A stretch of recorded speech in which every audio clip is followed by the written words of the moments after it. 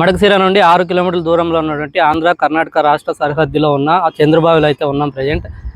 ఇక్కడ దత్తాంజనేయ స్వామి దేవస్థానం అయితే ఉంది. ఇక్కడ చాలా గొప్ప చరిత్ర కూడా ఉంది.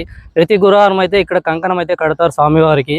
అలా కట్టడం ద్వారా భక్తుల కోరిక నెరవేరుతుందని ఇక్కడ భక్తుల విశ్వాసం. కంకణం గురించి అయితే స్వామివారిని అడిగి తెలుసుకుందాం. ಶ್ರೀ ಚಿದಂಬರಾಶ್ರಮ ದತ್ತಾಂಜನೇಯ ಸ್ವಾಮಿ ದೇವಸ್ಥಾನ. ಗುರುವಾರ ತುಂಬ ವಿಶೇಷವಾದ ದಿನ.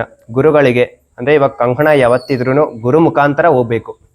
ಪಾದುಕೆ ಅಂದರೆ ಗುರುಗಳ ಪಾದುಕೆ, ಚಿದಂಬರ ಸ್ವಾಮಿಗಳ ಪಾದುಕೆ ಮೇಲೆ ಕಂಕಣ ಇಟ್ಟಿದ ತಕ್ಷಣ ಮನಸ್ಸಿನಲ್ಲಿ ಏನು ಸಂಕಲ್ಪ, ಏನು ಕೋರಿಕೆಗೋಸ್ಕರ ನಾವು ದೇವರಿಗೆ ದತ್ತಾತ್ರೇಯಂಗೆ ಕಂಕಣ ಕಟ್ಟಕ್ಕೆ ಬಂದಿದ್ದೀವಿ ಅಂತ ಅಂದ್ಕೊಂಡು ಅರಿಶಿನ ಕುಂಕುಮ 2 ಹಾಕ್ಬಿಟ್ಟು ನಮಸ್ಕಾರ ಮಾಡಿಕೊಂಡು ಆಮೇಲೆ ಮಹಾಗಣೇಶಂಗೆ, ದತ್ತಾಂಜನೇಯ ಸ್ವಾಮಿ ಹಾಗೂ ಅನ್ನಪೂರ್ಣೇಶ್ವರಿಗೆಲ್ಲ ಮಹಾಮಂಗಳಾರತಿಯಾಗಿ ಚಿದಂಬರ ಸ್ವಾಮಿಗೆ ಮಹಾಮಂಗಳಾರತಿ ಎಲ್ಲ ಆದಾದ್ಮೇಲೆ ದತ್ತಾತ್ರೇಯ ಸ್ವಾಮಿ ದೇವರಿಗೆ ಹೆಸರು ಮತ್ತು ಗೋತ್ರ, ಹೆಸರು, ನಕ್ಷತ್ರ ಮತ್ತು ಏನು ಕಾರ್ಯಕ್ಕೋಸ್ಕರ ನೀವು ಕಂಕಣ ಕಟ್ತಾ ಇದ್ದೀರಾ ಆ ಕಾರ್ಯನ ಹೆಸರು ಹೇಳ್ಬಿಟ್ಟು ನಾವು ದೇವ್ರ ಕೈ ಕಟ್ತೀವಿ.